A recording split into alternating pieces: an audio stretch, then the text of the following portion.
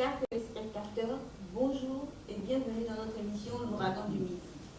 Aujourd'hui, c'est une première car nous recevons deux grosses têtes du réveil de midi, à savoir Dr Dieudonné Aké de la Côte d'Ivoire et le Dr King Fortuné, venant tout droit du Congo-Brazzaville, précisément de Pointe-Noire.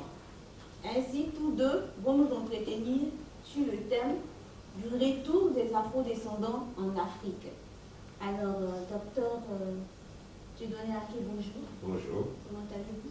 Ça va, par sa grâce. Bienvenue encore. Dr King, bonjour. Bonjour. Comment allez-vous? Très bien, par la grâce du Seigneur. Et comment se passe votre séjour en Côte d'Ivoire? Surtout que je suis à côté de mon frère et grand-frère et compagnon complice dans le réveil, je ne peux que me sentir à l'aise. Le séjour se passe très bien, je me sens chez moi. D'accord. Voilà dit, concernant le thème, le retour des afro-descendants en Afrique. Qui sont ces afro-descendants? D'où viennent-ils? Voici quelques points sur lesquels vont se dérouler le débat. Contre avec le docteur Aké Dieudonné. Comment est-ce que vos idées se sont coordonnées? Comment est-ce que vous avez eu en même temps la même idée? Merci pour cette belle question, parce qu'on ne peut pas rentrer effectivement en train de développer des questions les plus complexes sans pourtant que nous puissions d'abord élucider comment je me retrouve effectivement à Abidjan et comment le docteur Aké s'est retrouvé à Pointe-Noire. Qu'est-ce qui se passe? En effet, parfois lorsqu'on fait chemin, on se sent frustré quand on est seul. Et ce n'est pas la première fois que ça arrive aux humains. La Bible nous donne ce contexte-là avec le prophète Élie. Le prophète Élie, à un moment donné, il en avait marre. Il dit, ils ont tué tous les prophètes de l'Éternel et je suis resté seul. Et là, le prophète nous enseigne que c'était avant que l'un des seaux ne soit ouvert, Élie pensait qu'il était seul. Et quand un seau a été ouvert, et Dieu se révèle à Élie pour dire, je me suis réservé 7000 qui n'ont point fléchi les genoux devant Baal. Donc Élie pensait qu'il était seul. Mais il y avait une réserve de l'Éternel. Ce n'était même pas la réserve de Élie, c'était Dieu lui-même qui s'était réservé de 7000 personnes qui étaient comme Élie. Voilà pourquoi le prophète nous enseigne que même la veuve de Sérepta était de même calibre que Élie. Donc, fut un moment où je me suis senti seul, abandonné, fustigé, tiraillé de ça et là. Et j'étais obligé de prendre 5 mois de retraite en prière. Et à l'issue de laquelle, l'un de mes fils, que son âme soit bénie, le frère Shadrach, qui vient me dire, docteur, il y a un pasteur en Côte d'Ivoire qui parle du réveil de l'Afrique comme toi. Bon, tu vois que j'étais très hésitant, je dis, qu'est-ce qu'il va dire là si des gens, il dit, tout le monde dit les mêmes choses. Non, il est sérieux. Il revient avec la vidéo après le culte. Il dit, non, docteur, il faut le contacter. Il dit, mais qu'est-ce qu'il dit de particulier? Non, il dit que les Juifs sont noirs. Oh, comment il arrive à ces conclusions-là? Deuxièmement, il me dit, non, il démontre que Paul était noir. Ça a attiré mon attention. Après, il dit, non, il démontre que le livre de Jacques est adressé aux dispersés de la maison d'Israël. Oh, non, là, ça devient sérieux. Et il m'a donné les coordonnées. Je suis rentré sur le net, sur la page du tabernacle Amour fraternel. D'accord. Et j'ai suivi. Et ce qui avait tiré mon attention, ce sont les commentaires. Quand je suis rentré dans l'environnement des commentaires, j'ai vu les interventions, la manière dont les frères défendaient la vision.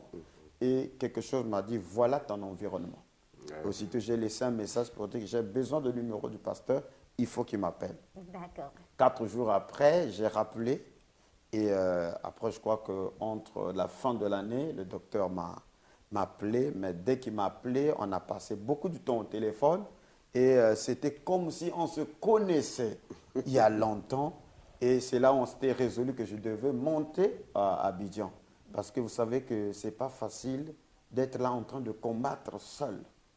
Ce n'est pas facile. Je crois que le docteur Ake peut ressentir ce que ça fait quand tu trouves un collaborateur, un frère qui partage les mêmes opinions avec vous.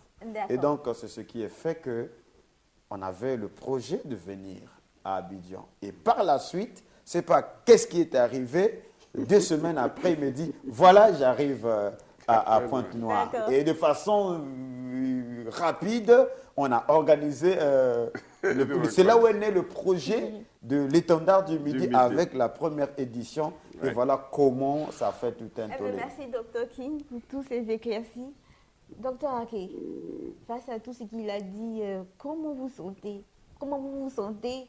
Qu'est-ce que ça fait de savoir que votre vision est portée haut, votre vision est également partagée par d'autres personnes? Merci beaucoup, notre sœur Aïcha, d'ailleurs, qui ne s'est pas présentée, qui fait bien le travail. Je voudrais te dire merci pour cette interview. Je voudrais aussi profiter pour saluer tous nos bien-aimés qui nous suivent au travers de cette émission. Ça a été vraiment une grande joie, effectivement, comme il l'a dit, et je ne vais pas reprendre déjà. Vous savez, quand Dieu vous révèle quelque chose, dans un milieu où tout le monde va dans la même direction. Ça ressemble un peu à ce qui s'est passé avec Michée face aux 850 faux prophètes. Moi, j'ai dit 850, puisqu'il y avait 450 de Baal et 400 d'Astarté. Ensemble, ça faisait 850 faux prophètes qui disaient aux autres de prophétiser la même chose que disait leur chef de confédération. Alors donc, Michée arrive, lui, il a une idée différente parce que lui, il est en contact avec le vrai Dieu. Il n'est pas un prophète de Baal ni d'Astarté. Il a une révélation directe de Dieu et il ne peut pas dire les mêmes choses. Et ça lui a valu des soufflets de la part d'Ananias. Bref, donc, effectivement, quand il me contacte, moi, j'avais mis des vidéos comme ça sur le net. Et voilà, et quelqu'un, on me dit, mais il y a un pasteur de l'autre côté du Congo qui veut te contacter et tout ça. Il dit, mais qu'est-ce qu'il veut? On dit, non, qu'il a écouté ta vidéo, il veut parler avec toi. Il dit, bon, d'accord, il a laissé son numéro, oui, bon, je prends, je l'appelle. Et comme il l'a dit, je ne vais pas revenir là-dessus, mais seulement, ce qui a déclenché mon arrivée là-bas, c'est qu'au même moment, un autre pasteur du nom de Mandelo Espoir, qui organisait des petites réunions chez lui là-bas à Pointe-Noire. Il tombe sur mes vidéos, lui aussi il dit que ça l'intéresse, et il me contacte, il dit non, ben, docteur Ake, il faut venir là, moi j'organise des réunions de réveil, viens, tu vas prêcher. J'ai dit ok, il n'y a pas de problème. Alors, lui faisait des petites réunions, il n'avait jamais fait une grande réunion, il ne savait pas comment se faire les réunions, et donc, une semaine après, je lui ai dit, bon, d'accord, donc envoie-moi une lettre d'invitation officielle légalisée par les autorités congolaises, ce qui me permettra d'avoir un visa pour arriver vers vous. Oh, je lui ai dit, mais ça là, ça devient difficile. Moi, je ne croyais pas que vous êtes de cette taille-là, donc si c'est ça, je ne peux plus, je résigne. J'ai dit, non, tu résignes, comment j'ai déjà acheté le billet d'avion? Alors donc c'est là que je contacte le docteur King qui m'avait déjà contacté 2 semaines avant. Je lui dis bon, j'arrive là-bas. Il dit mais comment? Mais on ne se prépare pas et puis tu arrives. J'ai dit non, je viens, j'ai déjà le billet. Donc c'est comme ça que j'arrive là-bas. Et quand il organise la convention sous la bannière de l'étendard du Midi, dans une grande salle de Pointe-Noire appelée Sueco, alors là on se retrouve là. Les pasteurs sont étonnés, ils disent, mais comment le docteur King connaît ce monsieur-là de l'autre côté? Moi, je leur dis, mais moi-même là, je ne le connaissais pas. C'est maintenant qu'on se voit. C'est quand j'arrive ici que je vois qui me parlait en ligne. Alors, je conclue là pour dire, voilà comment nous nous sommes rencontrés. Et en même temps pour dire aux gens que, voyez-vous, la connaissance ne doit pas se faire charnellement. C'est par les idées que nous partageons, c'est par la foi. Et je conclue pour dire sur ce point que ce que la Bible m'appelle comment on appelle ça, l'unité de la foi, ce n'est pas quand on regroupe les gens sur un endroit pour dire on collabore ensemble. Non. L'unité de la foi, c'est d'avoir les mêmes pensées, les mêmes visions. Quelqu'un peut être en Chine, quelqu'un peut être en Inde, quelqu'un peut être en Afrique, mais vous croyez la même chose. Quand vous vous retrouvez, vous avez le même langage. C'est ça l'unité de la foi. Voilà, que Dieu vous bénisse. Amen. Alors voilà qui est bien dit. Partons toujours sur le thème. Nous allons demander au docteur King comment est-ce que s'est faite la connexion avec ces afro-descendants. Bon, mais effectivement, vous voyez que, comme je vous ai dit que dès le départ, moi j'ai été aux côtés d'un grand homme qui m'a beaucoup aidé dans le suivi, qui est le docteur Lys. Donc après son départ à la maison, paix à son âme, je me suis senti comme abandonné, c'est-à-dire un retour à la case de départ. Et ça m'a poussé à une retraite de 5 mois, à l'issue de laquelle Dieu m'envoie le docteur Ake. Et donc les travaux ou cette grande réunion de l'étendard du Midi, qui a été la première édition, a été quelque chose d'inspiré de Dieu lui-même. Et à partir de là, voyez-vous que on est rentré dans un travail accéléré qui se faisait. Et pour ceux-là qui suivent les émissions, vous voyez ce qui a été fait de l'autre côté ici à Abidjan par le docteur Ake et ce que par la grâce du Seigneur nous avions fait pendant toute cette période de confinement de l'autre côté de Pointe-Noire. Donc nous avions fait un travail de façon acharnée. Et puisque nous devions nous retrouver à nouveau, je crois, au mois de juillet, comme ça, pour la deuxième édition qui devait être même ici à Abidjan.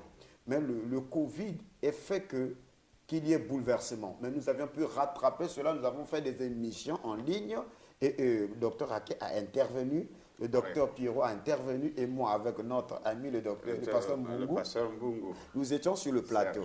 Donc, c'est tous ces travaux parlant du réveil du Midi, parlant des Juifs, effectivement, qui sont noirs, parlant d'Israël au-delà des fleuves de l'Éthiopie, parlant d'Israël qui est en Afrique, donc de façon surnaturelle, sans que nous puissions même imaginer comment ça devait se faire. Et donc, ces émissions ont atteint nos frères qui sont aux États-Unis. Et parce que eux déjà, avec l'étude de la prophétie, parce qu'il y a longtemps qu'ils sont dans cette étude, mais ils sont un peu plus avancés parce qu'ils sont aussi très scientifiques. Donc les conclusions que nous avions tirées par la prophétie et bibliquement, eux, ils sont arrivés aux mêmes conclusions, mais bibliquement et scientifiquement, parce qu'il y a des anthropologues de renom, il y a des généticiens qui ont fait des tests génétiques parlant de l'ADN des Juifs. Donc, ils se connaissent, ils savent où ils doivent partir. Donc, ce qui leur retardait, c'est le réveil de leurs frères africains. Et donc, lorsque Mme Seke a découvert les travaux que nous avons faits, voilà comment elle a donné le signal qu'il y a un feu qui brûle en Afrique. Il y a vos frères qui sont déjà éveillés. Voilà pourquoi elle nous a contactés pour nous montrer qu'ils sont en harmonie avec les travaux et les études que nous avions menées, et eux aussi sont arrivés aux mêmes conclusions. Et d'ailleurs, il y a même des conférences, il y a une organisation qui a été mise en place pour le retour des afro-descendants au-delà des fleuves de l'Éthiopie, c'est-à-dire les peuples issus du bassin du Congo. Et voilà comment ils nous ont invités à prendre part, à être d'ailleurs même la tête, les représentants africains pour ces travaux du retour des afro-descendants. Donc voilà, c'est à la suite des travaux combinés qui ont eu un retentissement de l'autre côté de nos frères juifs qui sont dans le pays de l'Occident, c'est-à-dire les USA. Et donc, ils ont compris que véritablement, il y a déjà une plateforme, il y a déjà un travail qui a été fait. Et donc, ça a été pour eux un signal pour démarrer le retour. Voilà, je crois que c'est de façon surnaturelle que ce contact a été fait. D'accord. Docteur Ake, le docteur King vient de nous expliquer comment s'établit le contact. Il a dit que c'est de façon surnaturelle. Pensez-vous que cette façon qui est survenue comme ça soit inspirée ou bien trouve son fondement quelque part dans les Écritures bibliques? Merci. Merci beaucoup. Ça, c'est une très belle question. Comment s'est passé le contact entre ces afro-descendants et nous. Je crois que le docteur King vient de l'expliquer clairement et nettement. Mais en même temps, comme la question nous vient, effectivement, ces afro-descendants qui, eux, savent qu'ils sont partis de l'Afrique ici par leurs aïeux qui ont été captivés et déportés dans les îles caribéennes, dans les Amériques, et pour ce que nous savons, ce qu'on a appelé globalement la traite négrière. Oui. Voilà. Mais ces afro-descendants, il y en a, parce que là, ces déportés-là, il y avait deux groupes. Il y avait deux groupes. Bibliquement, il y a les Africains, eux-mêmes authentiques, que la Bible appelait généralement les Égyptiens. Oui. Et puis, il y a les Juifs, les enfants d'Israël, qui ont été dispersés depuis la Palestine et qui avaient pris la direction de l'Afrique. Et donc, ces gens-là, c'est ce groupe-là particulièrement qui sont dans les Amériques actuellement et, comme venait de le dire le docteur King, qui ont fait des tests génétiques, des ADN, et se sont retrouvés comme étant des Juifs antiques. Des Juifs, et certains d'entre eux-mêmes ont remonté leurs sources pour savoir qu'ils sont du groupe des Juifs qui étaient en Espagne et au Portugal, qui ont été rejetés, qui ont été refoulés. Et ces gens-là, historiquement, il est dit que des Juifs qui étaient basés en Espagne autrefois et au Portugal ont été refoulés parce qu'on leur a intimé l'ordre soit d'obéir à l'islam, voilà, de se convertir à l'islam ou alors de quitter le territoire. Et donc ils ont opté de quitter le territoire que de se soumettre à une divinité qu'ils ne connaissaient pas. Et cela les a valu le refoulement qui les a amenés en Afrique ici. Et arrivé en Afrique alors, qu'est-ce qui va se passer selon les prophéties de Deutéronome chapitre 28? Alors il avait été dit qu'il serait ramené sur des navires en Égypte par le chemin que l'Éternel avait dit qu'il n'allait pas revoir. Donc il se retrouve ici. Et la Bible dit que quand ils seront ici en Afrique, c'est-à-dire en Égypte, donc en Afrique, alors ils seront vendus pour aller en esclavage. Donc voilà comment des Juifs se retrouvent en Afrique, et de l'Afrique, ils vont encore être déportés pour les Amériques, pour être vendus comme des esclaves, et après 400 ans, selon que le dit l'Écriture. Donc, quand vous dites, est-ce que ce retour est une inspiration biblique et tout ça? C'est pour ça que je vous retrace. Tout ça, c'est l'Écriture. C'est des prophéties qui sont en train de s'accomplir devant nous. Donc, ceux qui avaient douté de nos enseignements, quand nous avons essayé de démontrer que le juif, bibliquement, est à l'origine noire, et que le peuple d'Israël, à l'origine, ils sont noirs. Nous n'ignorons pas que par le brassage des mariages et tout ça, il y en a qui sont passés par le processus du blanchiment. Mais nous parlons de l'authenticité, l'originalité. À l'origine, le juif biblique, il est noir. Et donc, jusqu'aujourd'hui, les juifs, majoritairement, les vrais juifs sont noirs. Et donc, c'est ainsi qu'ils vont faire les tests génétiques. Les tests génétiques, ils vont se retrouver comme juifs et ils décident de revenir en Afrique, là où ils ont été saisis de force et être amenés en captivité pour être réduits à l'esclavage. Merci, docteur. C'est vrai que par des tests ADN, ils ont su qu'ils étaient de l'Afrique et que de là est parti le désir de retourner aux sources. Mais pourquoi brader tout ce qu'ils ont acquis là-bas aux États-Unis? Pourquoi laisser tomber, tout ce qu'ils ont acquis et puis tout ce qui va avec? Parce que l'Amérique fait partie des plus grands pays du monde. Pourquoi laisser tout ça et revenir en Afrique, ce continent qui est traiter de continent Pauvre, pauvre, misérable, de guerre. Ah, ok. de guerre, où il règne tout le temps la famine. Pourquoi revenir Pourquoi c'est en Afrique qu'il Pourquoi revient? revenir en Afrique et précisément à cette heure, Dr. King? Ok, merci pour cette question très pertinente et aussi très édifiante. Ça paraît comme de la folie. Ça paraît comme de la folie, mais il y a une loi dans la nature, selon les saisons, les cycles et les temps. Tout ce qui existe va exister. Et Salomon en a fait l'observation qu'il n'y a rien de nouveau sous le soleil. Donc, ce que nous vivons aujourd'hui, ça existait tout au long de l'histoire. Ce n'est pas nouveau. Ça arrive selon un cycle donné. Pourquoi je dis que ça arrive?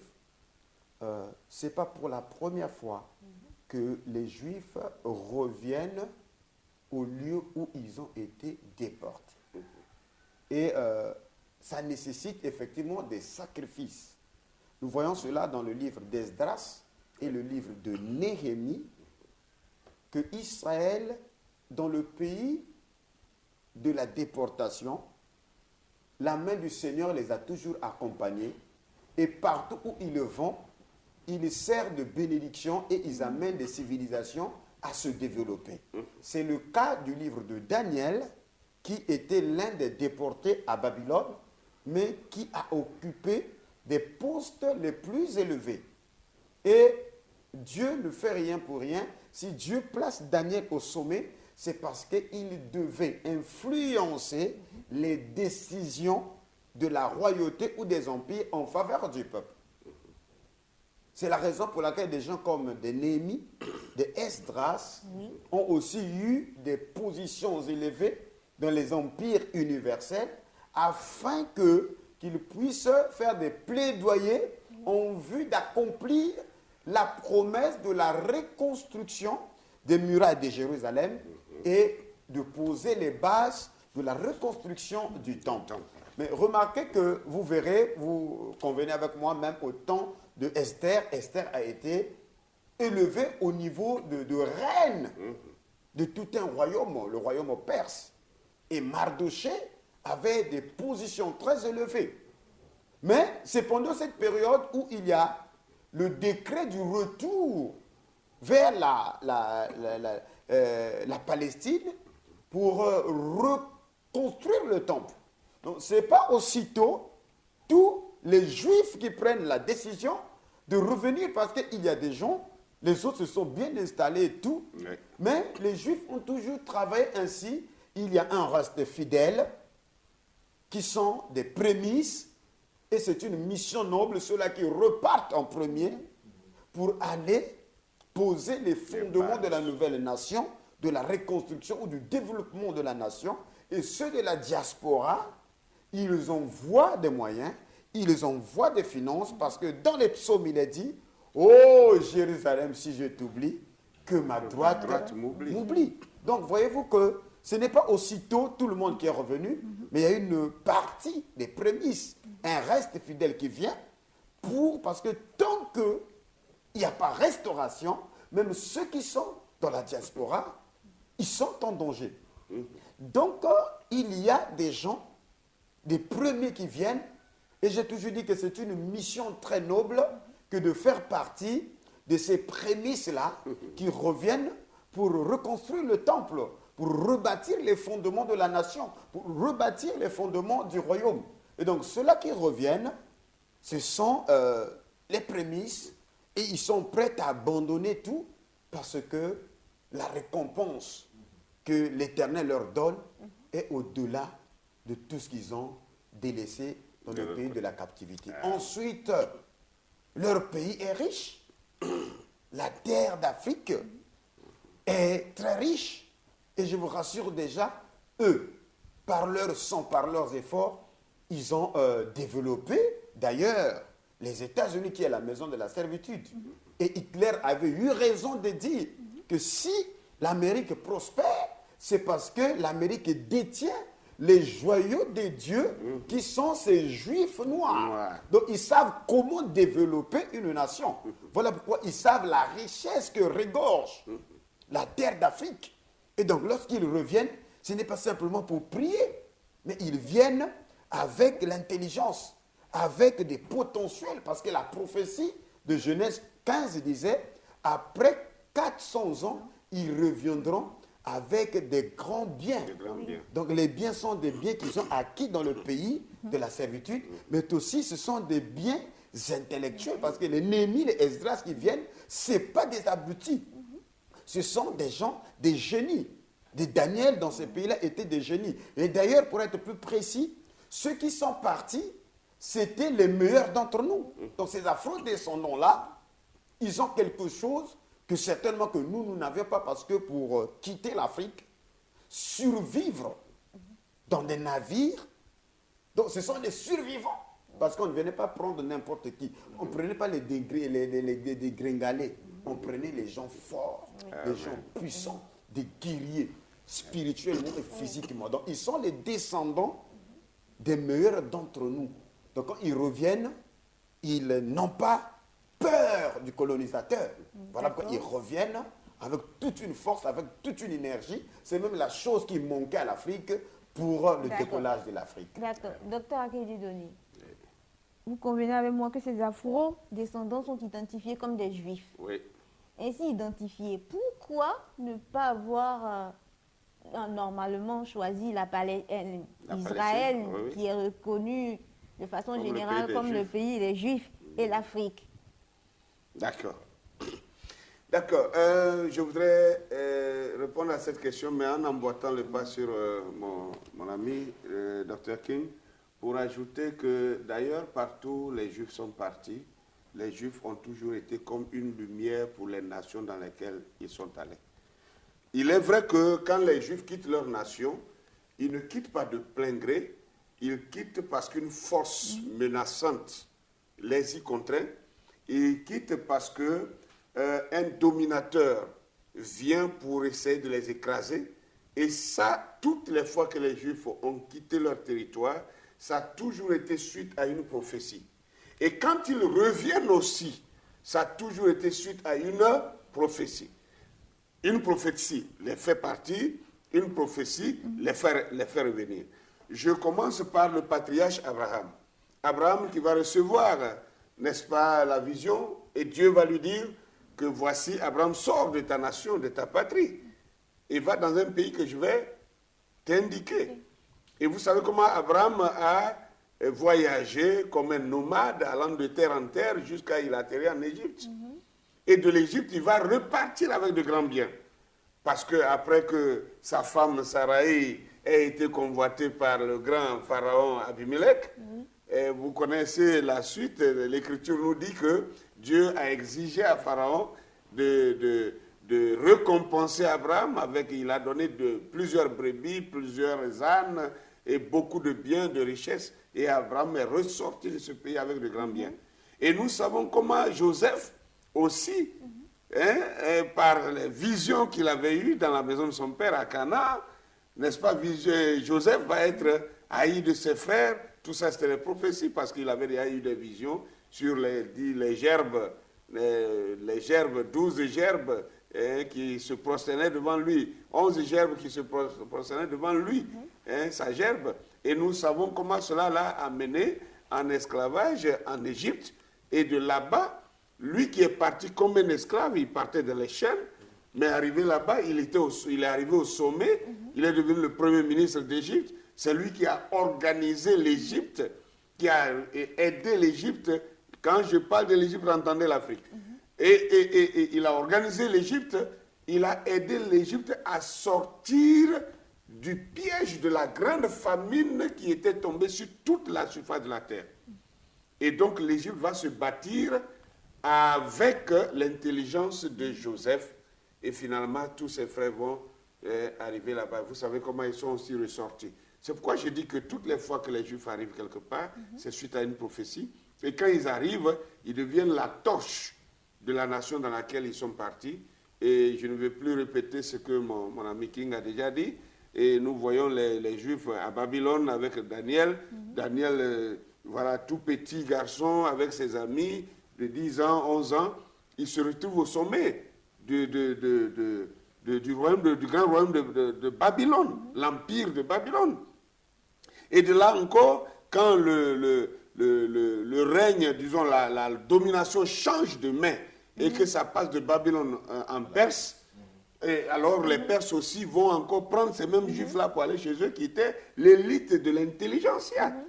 Alors, quand vous posez la question, quand ces Juifs-là reviennent, pourquoi est-ce qu'ils abandonnent un grand pays comme les États-Unis et qu'ils reviennent dans un pays comme l'Afrique qui... Docteur, c'est Oui. pourquoi ils ne privilégient pas Israël? Je vais en arriver là. Ah, d'accord. J'ai dit que j'emboîtais d'abord le pas et puis je vais en arriver là. Alors, je voudrais terminer sur d'abord le fait qu'ils quittent un grand pays riche et fort et ils reviennent dans un continent dit misérable, pauvre et en guerre comme l'Afrique. C'est pour vous dire que ces gens-là, quand ils reviennent, d'ailleurs, vous allez voir leur discours. Oui. Ils ont fait le discours, ils ont dit qu'ils reviennent avec, n'est-ce pas, pour contribution, l'intelligence qu'ils ont acquis, et ils reviennent même pour investir aussi. Donc, voyez-vous que partout où les Juifs y vont, c'est pour décoller la nation en question. Mais ils n'y vont pas par leur gré. Mais maintenant, quand ils reviennent aussi, quand ils reviennent sur leur terre, alors c'est pour que cette terre qui était... Regardez bien toujours que partout où ils sont partis d'ailleurs, c'est quand les pays là sombraient que les Juifs arrivaient là-bas. Et quand ils arrivaient là-bas, leur présence devenait le relèvement de ces nations-là. Alors donc, je réponds maintenant à la question, pourquoi est-ce qu'ils ne vont pas en Israël? Pourquoi est-ce qu'ils ne vont pas en Palestine et qu'ils reviennent plutôt en Afrique? Ça, c'est une question pertinente. C'est une question même troublante. Justement parce que leur chemin, ils ne sont pas partis de la Palestine directement dans le pays de la servitude. Ils ont transité, ils sont passés par l'Afrique ici. Et le fait qu'ils soient passés par l'Afrique, leur retour encore passe par l'Afrique. Et il n'y a pas que ça. Il y a même plus que ça.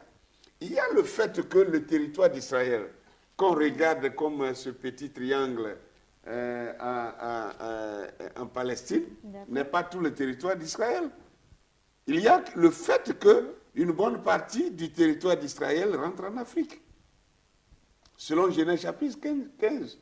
Et encore, je crois qu'il y a des prophéties qui montrent que quand Israël reviendra de sa dispersion, de sa dissémination dans les nations, l'Éternel va élargir encore le territoire d'Israël. Ça aussi, ce sont des prophéties. Mais il n'a pas dit les limites jusqu'à où ça va arriver, mais il a dit qu'il va repousser les limites du territoire d'Israël. Alors, ne serait-ce pas ces limites-là que Dieu a repoussées jusqu'ici? Alors, je voudrais dire que c'est eux qui choisissent de revenir en Afrique. Ce n'est pas nous qui leur avons donné l'itinéraire de leur chemin. Et nous croyons que tout ce qu'ils font, c'est suite à des prophéties. Et quand on dit suite à une prophétie, c'est Dieu qui dirige les choses depuis l'invisible. Et donc, nous devons comprendre, moi je me réjouis que j'ai commencé à dire que les Juifs étaient noirs et ça a produit un scandale.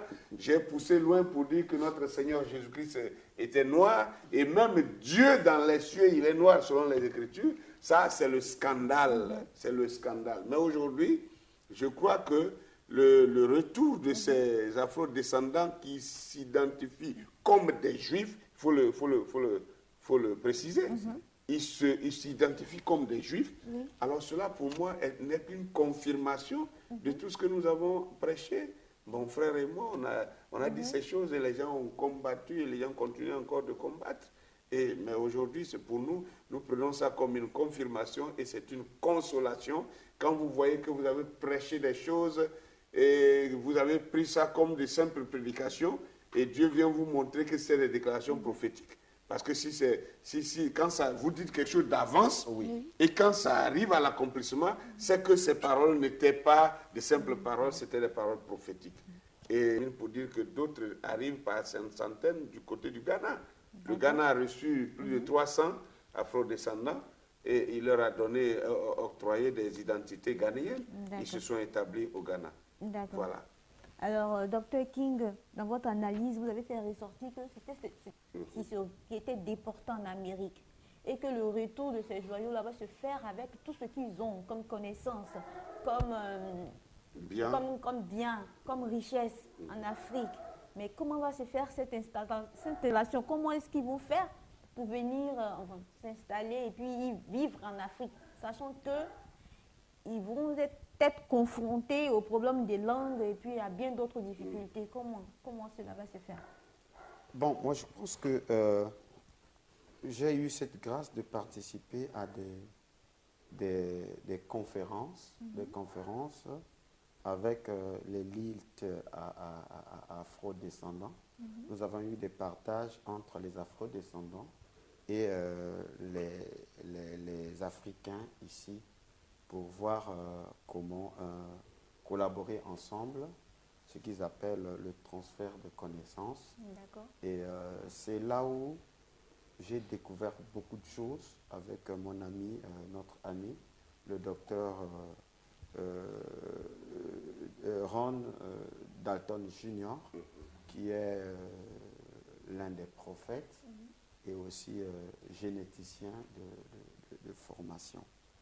Et c'est là où nous avions compris que nos frères sont tellement avancés parce qu'en effet, cette thèse, cette vision est une vision lointaine qui avait commencé depuis les pères de l'afrocentrisme.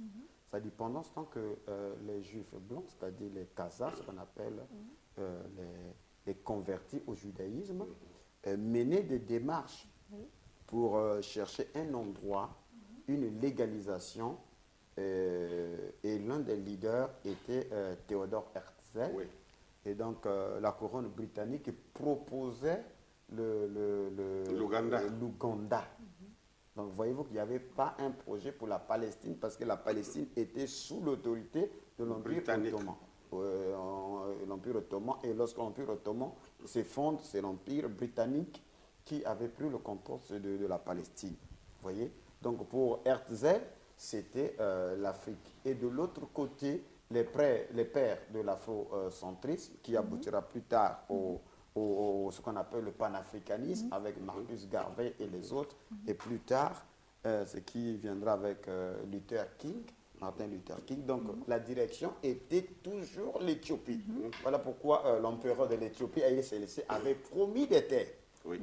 Donc, selon le plan, c'est revenir au lieu de la déportation qui est l'Afrique. OK?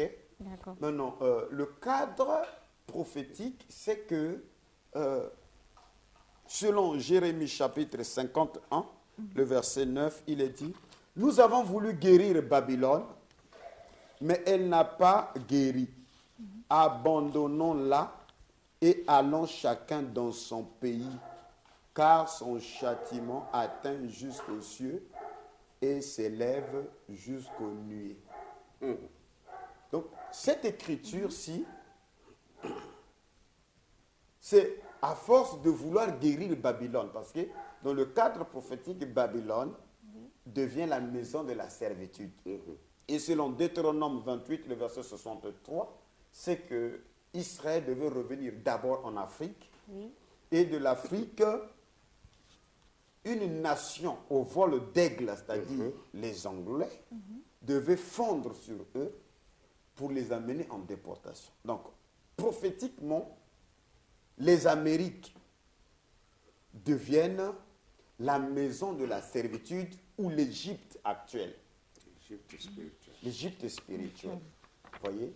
Et donc, le signe de la sortie, ça sera le châtiment, le jugement. Donc, de la même manière que nous lisons dans Exode 12, qu'il y a eu des fléaux qui ont frappé l'Égypte, qui étaient l'indice pour que Israël sorte de l'Égypte, c'est de la même manière qu'il y a un fléau qui a été annoncé, qui devait être l'un des signes majeurs montrant que le temps de la sortie de l'Égypte, de la maison de servitude, est arrivé. Et quand ils voient ce signe-là, comme ce sont des gens qui étudient les prophéties, malheur à celui qui reste.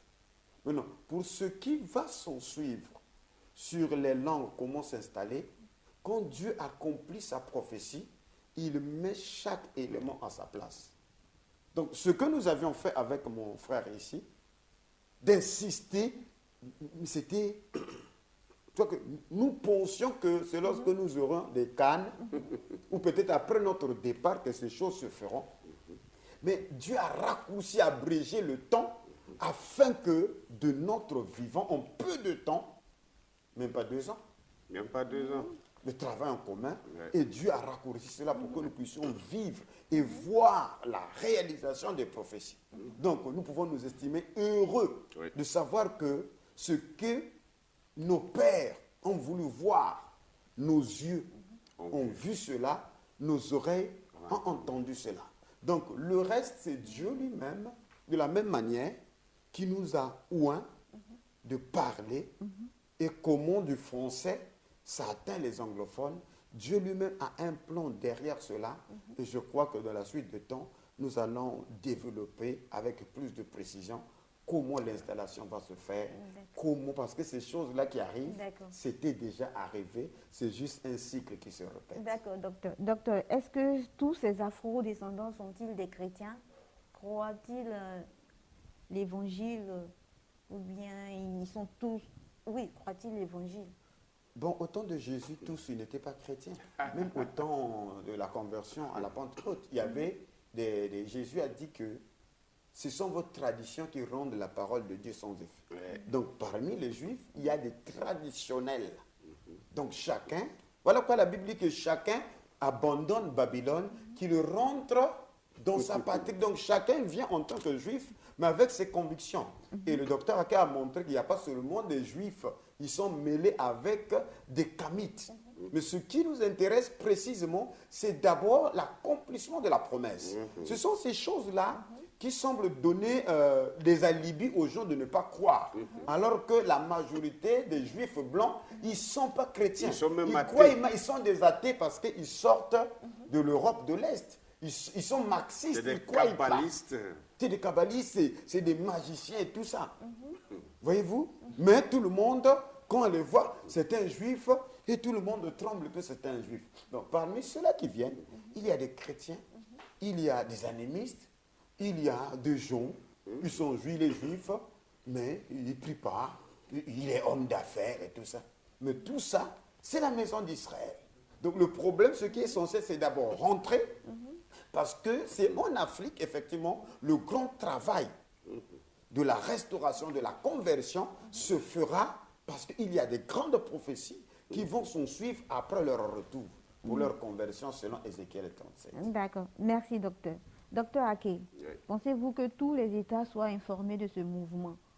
Et comment est-ce qu'il a fait Je voudrais d'abord rebondir sur la dernière question à laquelle je n'ai pas encore répondu. Avant de pouvoir aller sur l'autre question, je voudrais dire que les Juifs, la nation juive n'était pas toute chrétienne, au temps de Jésus, l'a dit mon frère tout à l'heure. Et la nation juive, même quand elle va se rassembler, D'accord. elle ne sera pas toute chrétienne. D'accord. La preuve en est que quand elle se rassemble, elle se réunit à la fin des temps Oui. et que toutes les 12 tribus vont revenir sur leur territoire pour attendre le Messie. Même quand le Messie leur apparaît, il n'y a qu'une infime partie qui sera sauvée. Quand on dit 144 000 personnes sauvées, ça veut dire que ce sont elles qui seront chrétiennes. Ce sont elles qui vont croire. Que seront les autres? Que deviendront les autres? Les autres, là, nous voyons leur sort dans Ézéchiel chapitre 22, le verset 19 à 21. Je vais paraphraser seulement. Le Seigneur dit que comme Israël, vous êtes devenus comme des scories, je vais vous rassembler à Jérusalem pour vous fondre comme le forgeron qui fond la matière. Donc, voyez-vous que là, ce n'est pas tous qui retournent pour être sauvés. Il y en a qui retournent pour être fondés. Et la question d'avant, je voudrais dire aussi effectivement que vous savez que l'Amérique sera jugée bientôt. Oui. Bien. Et le jugement de l'Amérique, c'est qu'une bombe russe Oui. hypersonique va frapper l'Amérique et la faire disparaître totalement. Alors, les enfants de Dieu qui sont déjà sur ces territoires, Dieu prend soin de les enlever d'abord, de les faire sortir de ces territoires qu'il va détruire. D'où le retour de ces afro-descendants qui sont pour la plupart des Juifs. Comme Dieu qui a voulu détruire Sodome et Gomorrhe, il a pris soin d'abord de sélectionner ceux qui étaient pour lui. Il les a d'abord extirpés de la ville avant de frapper. De même, l'Amérique est arrivée à sa fin. Dieu va bientôt la détruire. Il faut que son peuple y sorte. Alors donc, je pense que... Profite rapidement pour répondre à la dernière question. La dernière question qui était... Est-ce que les États... Est-ce que les États sont informés? Effectivement, vous savez, quand Dieu veut faire accomplir sa parole, il fera en sorte que tous les décideurs s'y mettent.